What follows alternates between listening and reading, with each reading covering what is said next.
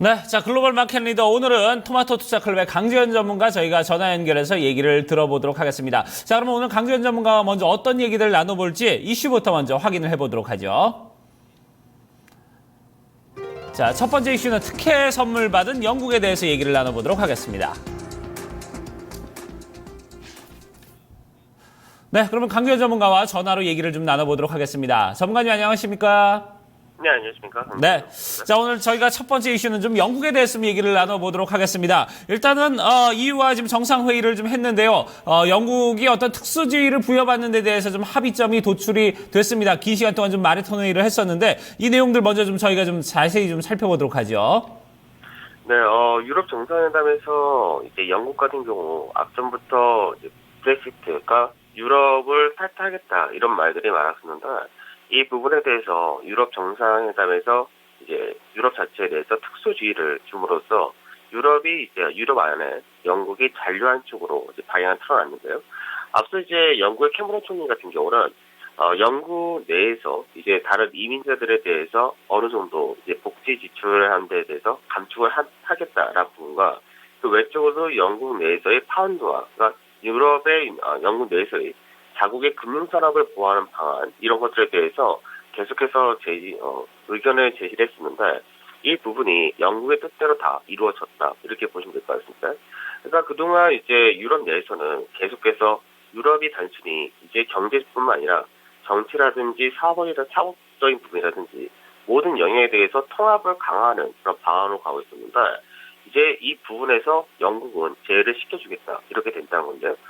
결국 이렇게 된다면은 이제 영국은 유럽에서의 어떤 이제 안에서의 같이 움직임은 나타나겠지만 다른 이제 유로존의 뭐 구제 금융을 한다든지 이런 부분에서 동참할 필요가 없는 그러니까 어떻게 보면은 유럽 내에서 불확실성이라든지 여러 가지 안 좋은 부분에서는 제외를 받는 반면에 그 외적인 유럽 내에서의 지위는 그대로 가져가는 그런 굉장히 높은 지위를 얻게 됐다 이렇게 보시면 될 것 같습니다.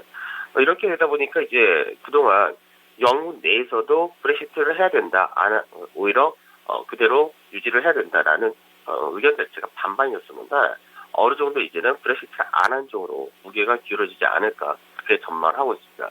물론 이것은 이제 6월 달에 있을 유럽에서의 국민투표 결과가 어떻게 나오냐에 따라서 그 부분이 이제 좀 더 확실히 나타나기 때문에 이제 결국은 이제 어느 정도 이제 불확실성 계속 이어질 수밖에 없다 이렇게 보는 것이고 여기에 대해서 이제 미국의 이제 채권 펀드인 핑코그 같은 경우는 여전히 브렉시트 가능성이 남아있기 때문에 이것은 당분간 영국의 경제뿐만 아니라 시장의 불확실성을 증대시킨 요인이다 이렇게 이야기를 하기도 했습니다. 그리고 이제 유럽 내에서 그동안 이제 유로화만 사용하는 것이 공식적이었던 부분이었는데 이제 유럽 내에서도 영국은 파운드화를 그대로 사용한다는 것에 대해서 허가를 받은 분이기 때문에 결국 이제 브렉시트가 되게 될 경우는 유럽이 파국으로 치달을 수밖에 없는 그런 여건을 해소를 시켜주기는 했지만 유럽의 통합을 한다는 부분과 그리고 회원국 간의 분열은 굉장히 좀 커질 가능성이 높다 이렇게 봐야겠죠. 특히나 그리스라든지 핀란드 같은 경우는 그동안 유럽 통화를 사용함으로써 자국의 경제가 안 좋다는 부분에 대해서 항상 불만이 있었는데 이런 불만도 다시금 커질 가능성이 높다는 점에서 이제 유럽 내에서의 어느 정도 위기는 봉합을 했다고는 하지만 결과적으로는 여전히 유럽 내에서의 목소리가 서로 달리갈 가능성도 배제할 수는 없다 이렇게 봐야 될 것 같습니다. 네. 외신 쪽 입장까지 자세하게 좀 들여다봐 주셨어요. 일단은 뭐 이번 정상회의에서 합의가 나지 않을 경우에는 EU 통합 전체적으로 분열이 이어지는 게 아니냐라는 목소리들도 있었는데 오히려 영국의 지위를 특별 지위를 부여하게 됨으로써 개별적인 어떤 국가의 흐름을 좀 존중하게 됐고 이 때문에 오히려 또 통합이 느슨해졌다라는 시각들도 같이 반영이 된다라는 이야기를 해주셨습니다. 자, 그렇다면 영국의 지위를 인정하는 동시에 EU 통합을 그대로 이끌게 됐습니다. 여기에서의 앞으로 유로화의 움직임과 이 같은 이슈가 주는 파급력은 어떻게 가져가야 될까요? 네, 우선은 이제 아무래도 영국 자체가 무역이라든지 이제 교육 부분이 워낙에 세계에서 5번째 치안 만큼 높은 그런 국가이기 때문에 유럽 내에서 영국이 수출과 수입을 하는 그 교육 규모가 한 822조 정도 된다는 점에서 어느 정도 유럽의 경제적인 부분에서는 그대로 현재 존중이 된다라고 볼 수 있기 때문에 유럽 내에서의 이제 경제 부분은 좋다 이렇게 봐야 될 것 같고요. 다만 이제 앞서도 말씀드렸듯이 이제 통화적인 부작용 겪는 국가들, 이런 핀란드라든지 그리스에 대해서 독자적으로 이들 국가들이 통화 요구를 확대할 가능성이 높다는 점, 그리고 캐머런 총리 같은 경우도 이번에 유로존에 잔류를 해야 된다라고 강하게 이제 얘기를 할 수밖에 없는 것이, 그동안 영국 내에서도 스코틀랜드라든지 이런 지방이 계속해서 독립을 요구를 했었기 때문에 이런 부분에 대해서도 정치적으로 어느 정도 잠질 수 있다, 이렇게 보시면 될 것 같습니다. 네. 자, 이렇게 저희가 영국의 어떤 브렉시트 논란에 대해서 지금 이번 시간 첫 번째 이슈로 좀 다뤄봤습니다. 자, 이 첫 번째 이슈 얘기는 여기서 이제 마무리 짓도록 하고요. 다음 이슈 또 이어서 좀 살펴보도록 하겠습니다. 자, 두 번째 이슈는 유가 논란 그만이라는 주제를 가지고 좀 얘기를 나눠보도록 하죠. 네, 좀 어느 정도 좀 올라가나 싶더니 다시 $30 밑으로 또다시 좀 떨어지는 유가의 상황입니다. 일단 뭐 감산에 대해서 지금 계속해서 좀 얘기들이 이어지지 않고 있다는 게 좀 가장 큰 문제인데, 사우디도 좀 어렵다는 입장을 밝혔고요. 이 부분에 대해서 우리가 좀 얘기를 좀 더 나눠봐야 될 것 같습니다. 네, 유가 같은 경우는 이제 지난주 같은 경우 이제 사우디와 러시아 이런 주요 이제 산유를 많이 생산을 하는 이런 산유국들이 감산을 하겠다라는 초점을 가지고 서로 얘기를 했었는데, 감산이 아니라 산유량을 동결하겠다, 이런 쪽으로 결국 결론이 나진 그런 상태입니다.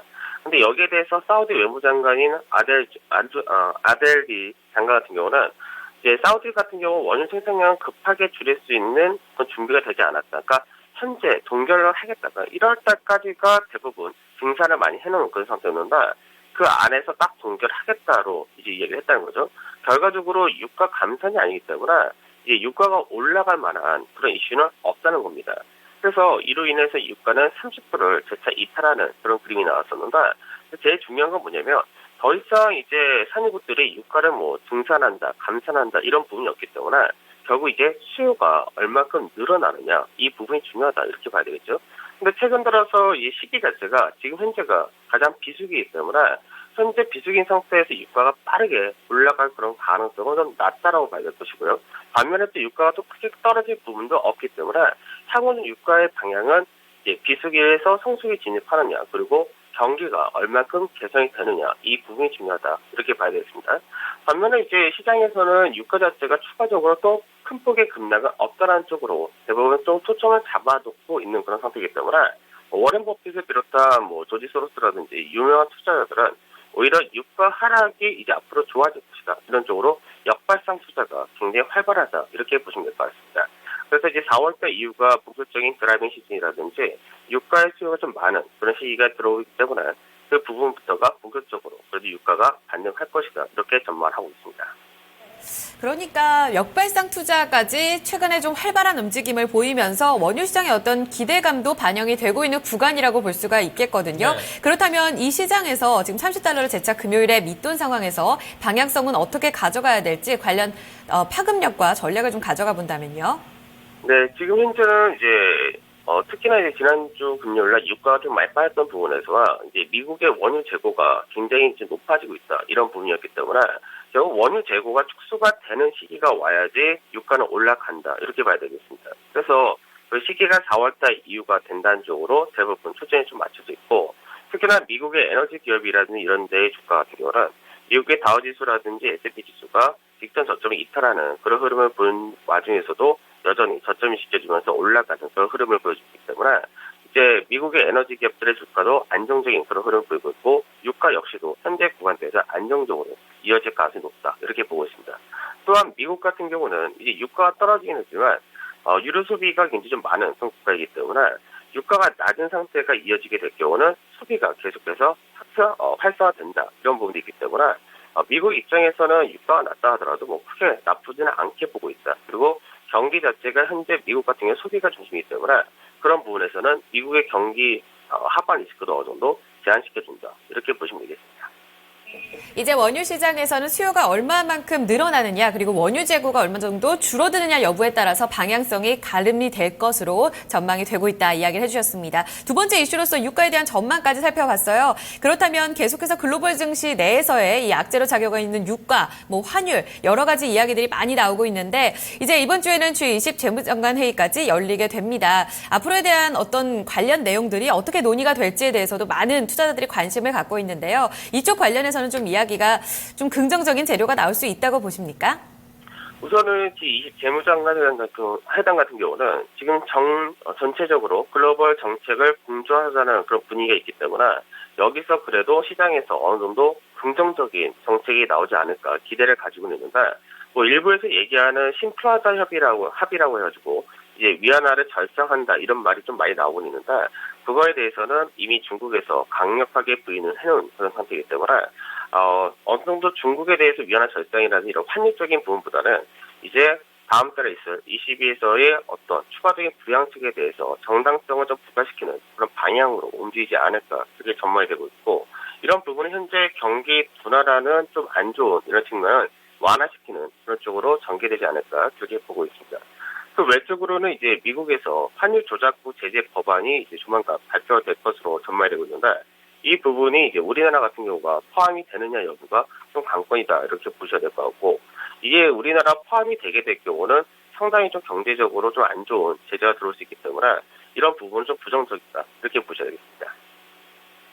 G20 재무장관 회담에서 각국의 어떤 통화 정책의 정당성을 논의하지 않을까라는 전망들 제기가 되고 있고 최근에 원달러 환율 치솟고 있는데 여기에서의 환율 조작국에 또 한국이 포함돼 논의가 되진 않을지 그 여부가 앞으로의 증시의 방향성에 중요한 키가 될 것이라는 이야기 해주셨습니다. 네. 자, 오늘 말씀은 여기서 마무리 짓도록 하죠. 토마토 투자클럽 강재현 전무가 함께했습니다. 감사합니다, 전문가님. 네, 감사합니다.